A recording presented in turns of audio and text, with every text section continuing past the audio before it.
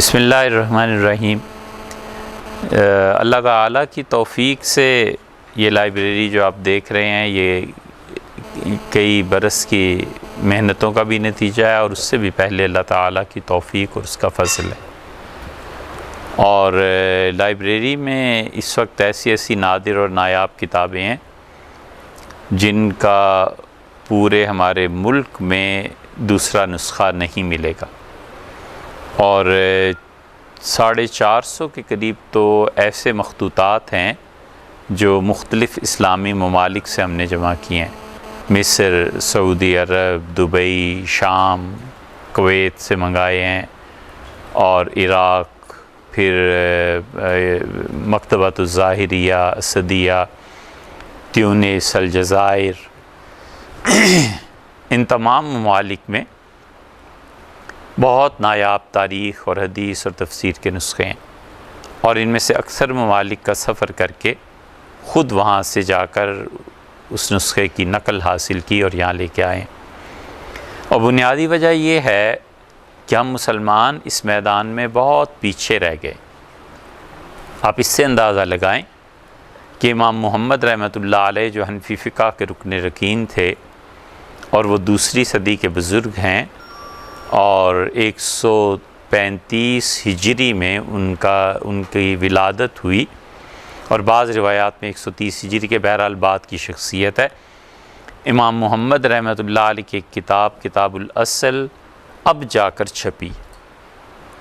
1200 سال ہو گئے اس کتاب کو لکھے ہوئے، اور کم سے کم بھی 400 سال سے پریس، یا کم سے کم 200 سال سے تو مسلمانوں کے پاس ہے ہی۔ ہمارے آباء و اجداد کی جتنی تاریخ ہے، فقہ ہے، حدیث ہے، تفسیر ہے، ان کے مخطوطات اب تک اس بات کے منتظر ہیں کہ ہمارے بچے محنت کریں، اس زبان کو سیکھیں، علم کو سیکھیں، اور اس کے بعد ان کتابوں کو ایڈٹ کریں۔ ایک چھوٹی سی مثال آپ کو دیں، ہمارے ہاں ہفتوں یہ بحث جاری رہی کہ کریڈٹ کارڈ اور ٹریولر چیک کی کیا حیثیت، اور ٹریولر چیک کی حیثیت جناب والا بھی سمجھتے ہیں کہ یہاں کسی نے پیسے دیے اور جا کر لندن میں وہ پیسے بینک میں جا کر لے لیے۔ اتنے ہفتوں کی بحث اس لیے رہی کہ اس پہ سود ہے نہیں ہے، کیا چیز ہے۔ اور امام محمد رحمۃ اللہ علیہ کی کتاب اب جب چھپ کے سامنے آئی تو اس میں امام نے سے کسی نے پوچھا کہ حضرت میں 1 کلو سونا یہاں کوفہ میں کسی کو دے دیتا ہوں اور مجھے پرچی لکھ دیتا ہے، اور وہی کلو سونا لے جا کر میں بصرہ میں کسی دکاندار کو پرچی دکھا کے حوالہ دے کے وصول کر لیتا ہوں، تو آپ کیا سمجھتے ہیں کہ یہ ربا ہے، سود ہے، جائز ہے، ناجائز؟ تو انہوں نے فرمایا یہ جائز۔ یہ ایک جزیہ اگر ہمارے سامنے ہوتا تو ہمارے علماء اس پر بیٹھ کے بحث نہ کرتے، وہ کہتے یار کتاب الاصل میں لکھا ہے، امام رحمۃ اللہ سے جائز فرمایا ہے، اور اسی طرح عقلاً بھی یہ درست معلوم ہوتا ہے، لہٰذا فتویٰ اس پہ دے دیتے۔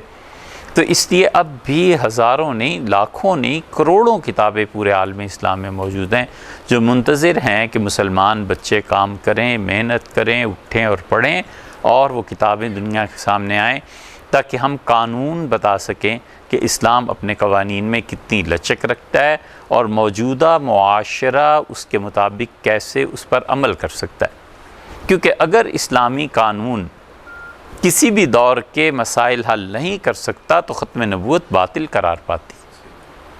ختم نبوت کا مطلب ہی یہ ہے کہ اللہ نے آخری دین اپنے آخری نبی علیہ الصلوۃ والتسلیم پہ نازل کیا، اور حضرت رسالت مآب صلی اللہ علیہ وسلم نے ہمیں بتایا کہ اللہ کے آخری رسول ہیں اور ان کا دین آخری دین ہے لایا ہوا۔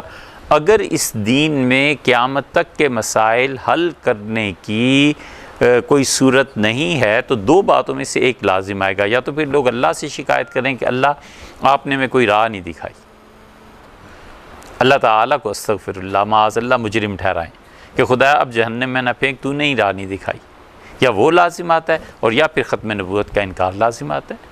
جب ہم ختم نبوت کو مانتے ہیں تو ہم اس بات کے قائل ہیں کہ ہمارے دین میں قیامت تک آنے والے مسائل کا حل موجود ہے۔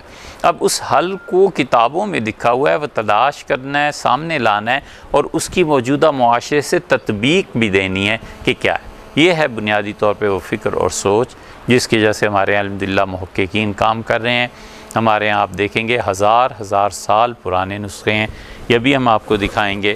حنفی فقہ کی کتنی کتابیں ہیں جن کا نام تک لوگوں کو اب نہیں پتہ، لیکن ہم چاہتے ہیں کہ یہاں پہ بچے آئیں، ریسرچ ورک کریں، اور سال 2 سال 4 سال میں اسلامی فقہ کا، حدیث کا، تفسیر کا، قانون کا، تاریخ کا بہت بڑا ذخیرہ لوگوں کے سامنے آئے، تاکہ ہماری آئندہ نسلیں جان سکیں کہ ہم کوئی مردہ قوم نہیں ہیں، ہمارا ماضی اتنا اچھا ہے الحمدللہ، اور ہمیں اس کے مستقبل کو اچھا بنانا ہے۔ اس سلسلے میں یہ ایک کاوش ہے، بہت سے دوستوں نے مل کے کیا ہے، اور لاکھوں نہیں کروڑوں روپیہ انہوں نے خرچ کیا ہے۔ اللہ تعالیٰ اس سے بھی قبول فرمائے، اور خدا آپ کو، ہمیں سب کو اس بات کی توفیق بخشے کہ ہم امت کے لیے کچھ نہ کچھ دے کے جائیں، کچھ نہ کچھ اپنے حصہ ڈال کے جائیں۔ جی یہ پروجیکٹ تو یہ پروجیکٹ جو آپ دیکھ رہے ہیں یہ تو کوئی 35-36 سال کی محنت ہے جی، بلکہ اگر یہ کہیں کہ 40 سال کی محنت ہے تو بھی کوئی اس میں یعنی مبالغہ نہیں ہے۔ تو ایک ایک کتاب، ایک ایک نسخہ جمع کرتے کرتے اس تک پہنچے ہیں۔ اب کتابیں باقاعدہ پہلی مرتبہ ہم ساری کمپیوٹرائز کر رہے ہیں۔ اب کمپیوٹر سے جب نکلیں گی تو پھر پتہ چلے گا۔ اس ایک ہال میں جو آپ دیکھ رہے ہیں، اس ہال میں اس وقت 15,000 سے زیادہ کتابیں موجود ہیں، اور ایسے مزید 5 ہال ہمارے پاس ہیں جہاں پہ لائبریری، اور پھر اس کے درمیان جو الماریاں وغیرہ لگیں گی وہ الگ ہیں۔ اللہ کا شکر ہے، اللہ کا احسان ہے کہ یہاں پہ 3.5 لاکھ کتابوں کی گنجائش موجود ہے، سپیس موجود ہے۔ ہماری آئندہ آنے والی نسلیں بھی کتابیں اگر یہاں ڈونیٹ کرتی رہیں، بھیجتی رہیں، تو 3.5 لاکھ کتابیں تو یہاں الحمدللہ آسانی سے جما سکتی ہیں۔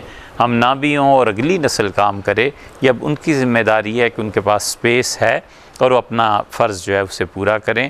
اور یہاں پر آپ دیکھیں گے آپ کو تفسیر، حدیث، فقہ، تاریخ، لغت، یونان کا فلسفہ، ہمارا فلسفہ، ویسٹ کا فلسفہ، اردو ادب، شاعری اور کمپیوٹر، ہر طرح کی کتابیں آپ کو یہاں میسر ہیں۔ ہر طرح کی چیزیں ایسی ہیں، اور ایسی الحمدللہ اچھے شعبے ہیں کہ کوئی بچہ آ جائے اور PhD کر کے یہاں سے چلا جائے، کوئی مسئلہ ہے۔ صرف قرآنیات کا یہ سیکشن جو آپ کو نظر آ رہا ہے، صرف اس قرآنیات میں 4000 سے زیادہ تفاسیر اور ترجمے موجود ہیں۔ حضرت رسالت پناہ صلی اللہ علیہ وسلم کی احادیث جو نظر آ رہی ہیں، 7000 سے زیادہ کتابیں جن کی نسبت حضور صلی اللہ علیہ وسلم سے موجود ہیں۔ اللہ تعالیٰ ان کی شفاعت اور ان کی خوشیاں ہمیں بھی نصیب فرمائے۔ ان کی سیرت طیبہ پہ اس وقت 1500 سے زیادہ سیرت کی کتابیں موجود ہیں، اور بڑا آسان ہے۔ ہم چاہتے ہیں لوگ یہاں آئیں، تحقیق کریں، لنگر جاری ہے الحمدللہ، اس میں کھانا کھائیں، لائبریری میں پڑھیں، اور ایک بلڈنگ ہے اس میں جا کے سو جائیں اور مسجد میں نماز پڑھیں۔ لینی ایک نہ دینی دو، نہ کوئی خرچہ ہے، نہ کوئی پیسہ ہے، نہ بچوں کو کوئی فکر ہے۔ ہمارے الحمدللہ کراچی یونیورسٹی کے طلباء بھی آئے، اور اسلامک یونیورسٹی کے طلباء تو آتے رہتے ہیں فیصل ماسک سے، اسی طرح اور بھی اسکالرز آتے رہتے ہیں۔ یہاں آتے ہیں، قیام کرتے ہیں، لنگر سے کھانا کھاتے ہیں، سو جاتے ہیں مسجد میں۔ کبھی گپ شپ ہو گئی بیٹھ کے، ورنہ وہ بھی نہیں ہوتی، اور ہمیں تو معلوم بھی نہیں ہوتا اتنا زیادہ، بس لکھا ہوا ہوتا ہے سیکیورٹی کے لیے، رجسٹر میں نام اور شناختی کارڈ وغیرہ کا اندراج ہو جاتا ہے۔ باقی الحمدللہ سب فری ہے، ٹوٹلی فری ہے۔ حتیٰ کہ جو کپڑے دھونے ہیں اس کے لیے یہاں پر دھوبی بھی فری ہے، وہ روزانہ آتا ہے، جس سے کپڑے دھلوانے ہیں اسے دے دیتا ہے، 2-3 دن بعد وہ اپنی تاریخ کے مطابق دے جاتا ہے۔ کوئی ایک پائی کا خرچ نہیں ہے۔ کمی ہے تو صرف ہمارے اس طبقے کی جو ریسرچ کرنا جانتا ہے۔ ہم چاہتے ہیں کہ ریسرچ اسکالرز یہاں آئیں، اور اگر کوئی آدمی آ کے ہمیں کہتا ہے کہ میں تحقیق کرنا چاہتا ہوں، آپ کے پاس 2 سال 4 سال کام کرنا چاہتا ہوں، تو ہم اس کو تنخواہ بھی دیتے ہیں۔ کم سے کم بھی تقریباً 15,000 سے اس کی تنخواہ شروع ہوتی ہے، پھر جتنا اس کا ایکسپیرینس بڑھتا جائے گا ہر سال ہم سے بڑھاتے بھی رہتے ہیں۔ اور اللہ کا شکر ہے ہمارے پاس کوئی 10 کے قریب اسکالرز اس وقت کام بھی کر رہے ہیں، تو 15,000 سے زیادہ بھی تنخواہ دے رہے ہیں۔ اس کی وجہ صرف اتنی سی ہے کہ ہم یہ چاہتے ہیں یہ قانون، فقہ، حدیث، تاریخ، اردو ادب وغیرہ وغیرہ، شاعری، عربی ادب، پرشین کا ادب، یہ ساری چیزیں سامنے آئیں۔ جس طرح مغرب نے اپنے علوم کو زندہ کرنے اور زندہ رکھنے کا تہیہ کیا ہوا ہے، ہم یہ چاہتے ہیں کہ ہم مشرق کے علوم کو زندہ رکھیں، ہم مشرق کے علوم کو منتقل کریں، ہم دنیا پہ یہ ثابت کریں کہ مغرب نے دنیا کی ترقی میں کردار ادا کیا ہے، تو مادی طور پہ روحانی اور اخلاقی طور پر ہم نے ہمیشہ کردار ادا کیا ہے، اور پھر ہم مادیت میں بھی رہے ہیں، اس میں بھی کردار ادا کیا ہے، لیکن ہمارے ہاں غلبہ چونکہ روحانیت کا، اخلاقیات کا، ایتھکس کا رہا ہے، تو اس لیے ایتھکس کے لوگ یہاں پہ تیار ہوں۔ مشرقی علوم پہ توجہ دینی چاہیے، حتیٰ کہ آپ کو ہمارے ہاں علم نجوم ملے گا، منطق ملے گی، فلسفہ ملے گا، یہ سب چیزیں اسی لیے ہیں۔ طب ملے گا، طب کی کتابیں ملیں گی، تاکہ ہم مشرقی علوم کے متعلق لوگوں کو بتا سکیں کہ مشرق نے بہت کچھ مغرب کو دیا۔